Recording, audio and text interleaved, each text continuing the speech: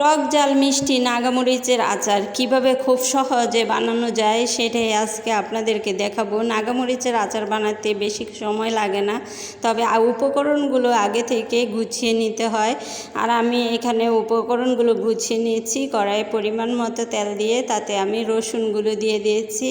এখন আমি তাতে দিয়ে দিব পাঁচফোড়ন। পাঁচফোড়নটা পরিমাণে কম দিলেই ভালো, যেহেতু অতিরিক্ত দিলে তিতা হয়ে যায়, সেজন্য আমি পরিমাণ মতো পাঁচফোড়ন দিয়ে দিচ্ছি। এখন আমি দিয়ে দিব তাতে সাদা সরিষা বাটা। সরিষা বাটা দেওয়ার পর একটু খেয়াল রাখবেন যাতে উপরে উঠে না আসে। এখন আমি তাতে দিয়ে দিচ্ছি তেঁতুল। তেঁতুলগুলো দেওয়া হয়ে গেলে আমি নাগা মরিচগুলো দিয়ে দিব। এই মরিচগুলো আমি ধুয়ে তারপর একদম পানি শুকিয়ে নিয়েছি, তারপর আবার টিস্যু দিয়ে ভালো করে মুছে নিয়েছি যাতে কোনো পানি না থাকে। তাই এখন আমি দিয়ে দিব পরিমাণ মতো লবণ।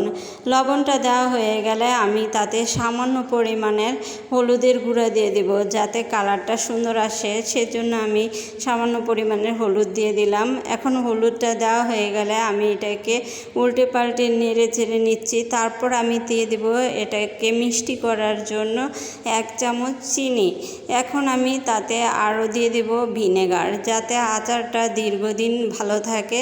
তারপর আমার সব উপকরণ যখন দেওয়া হয়ে গেছে, এখন আমি মরিচগুলোকে ভালো করে সিদ্ধ করে নেব। যখন দেখব মরিচগুলো সিদ্ধ হয়ে গেছে তখন আমি এটাকে নামিয়ে একটা বয়মে ভরে রাখবো।